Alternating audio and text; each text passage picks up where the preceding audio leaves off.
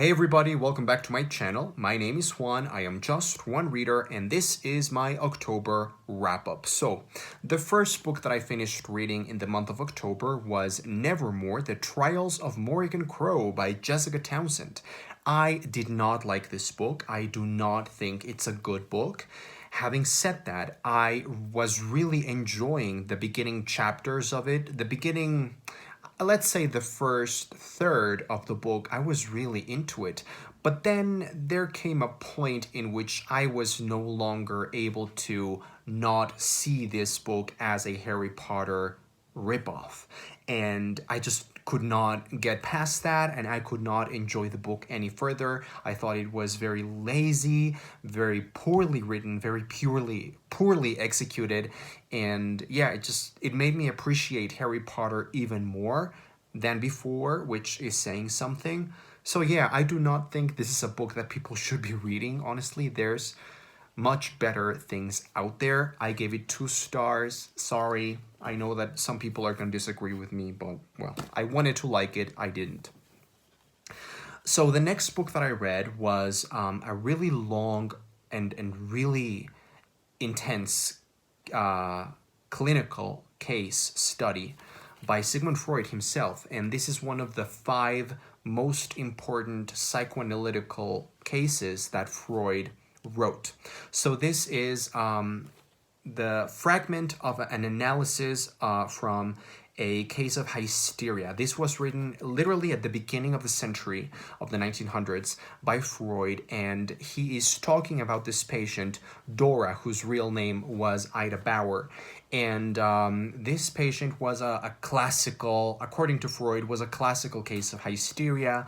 And, you know, she had all the conversive symptoms that were really prominent back in the day in this Victorian kind of repressed sexuality kind of era.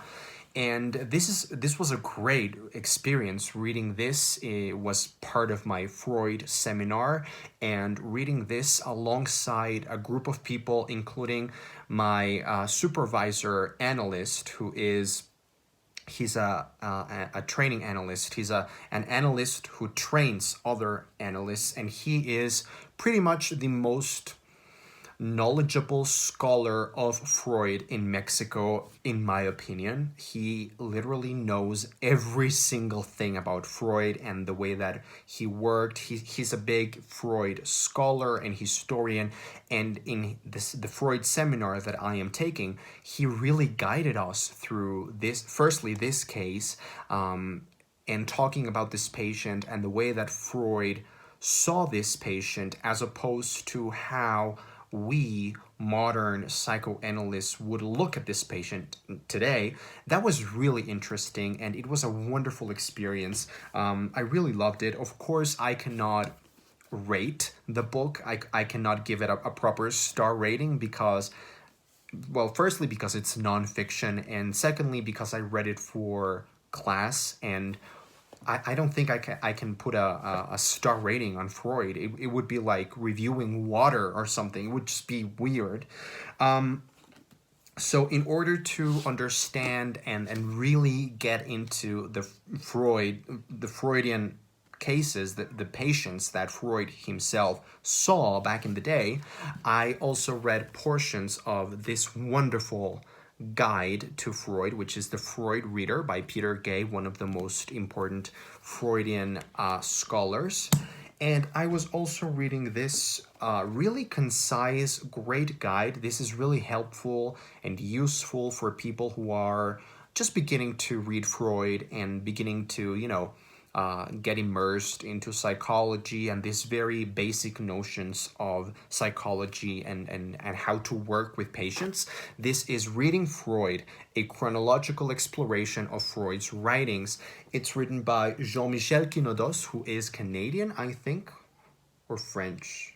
Well, I think he's Canadian. Well, Jean-Michel Quinodos, and translated from the French by David Alcorn, and it was really useful for me to firstly read this sort of summarized and accompanied guided versions of Freud's writings, and then go into the actual text that Freud himself wrote.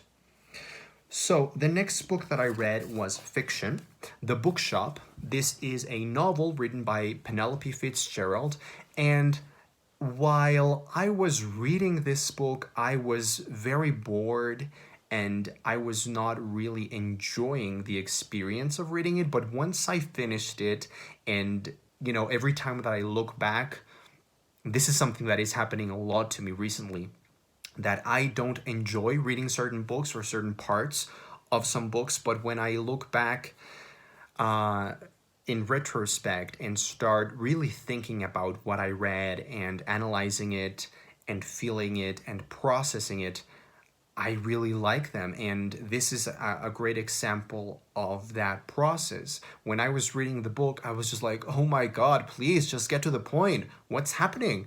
Please tell me there's going to be something that happens in this book. I was very annoyed at how kind of slow and breezy this book was. It's like nothing happened, although some stuff happens. But once I finished reading it and I got some distance from it, I just started to really fall in love with it, with the characters, with the themes, with what actually happened, and I started to understand a little bit more why the author wrote this book the way that it's written. Then I watched the movie adaptation that just came out this year, The Bookshop. I think it's called, yeah, The Bookshop. And I had a lovely experience. It's a very boring, uneventful, quiet, British, cozy, wonderful movie, and I completely lost myself in it. And yeah, I thought it was an incredibly faithful adaptation of the book, and it gave me the same feeling. So I gave this book 3 stars. It's not one of my favorite books. It's not going to be one of my favorite books of the year come December, but I got something really good out of reading it. The next book that I finished was another one of Freud's cases, and I have to say this has been my favorite so far. This read like fiction. It was addictive. It was so enthralling and riveting from the very first lines in which Freud starts describing this little boy. So this patient is supposed or is said to have been the first case of children analysis. So this is the first child that was analyzed psychoanalytically, I mean. And it was, the name of the boy was actually Herbert Graf, and he grew up to be to be working at the Metropolitan Opera in New York, which I think is just wonderful. It's great to know that. So Freud sort of kind of he didn't analyze this little boy directly. It was the boy's father who was the analyst. But the father, Max Graf, would write letters to Freud, writing, describing all the information, all the material, the drawings that the little boy, little Hans, did, and everything that he said, and everything that he was feeling, and the way that he was expressing himself and communicating his anxieties and his phobia. This is also the first treatment of a childhood phobia. So the father, Max Graf, would write these letters to Freud, and Freud would analyze that material and write back to the father. So it was kind of the father who analyzed his child, which was very usual back then, but it would never work now, I think. And Freud was sort of a supervisor, sort of a guide to the father who was analyzing little Hans. If you ever get a chance of reading this, it's wonderful. It's really enjoyable. You can really get a glimpse and really see how Freud worked and how Freud would listen to a patient's material, even though it's not directly from the patient in this case, but through letters and drawings and things that the father is writing to Freud. But you can really see Freud in action, as it were.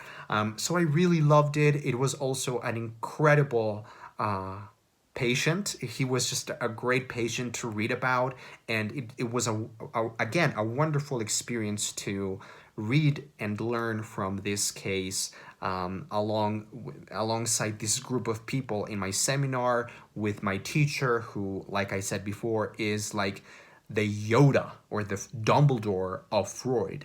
He gave us a lot of insights, a lot of things that a lot of people don't know, including gossips about little Hans, the patient, and it was delightful. It was really wonderful.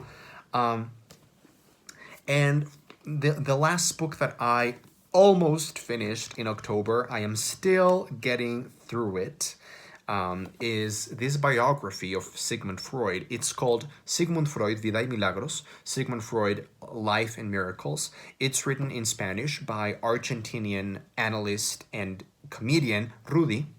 And it's wonderful. It's just wonderful. I don't want to finish this book because I'm gonna really miss it once I'm done with it. I cannot, I don't want to part with it. It's so delightful and charming and irreverent, and I am having the time of my life. This is one of the best books that I've read all year.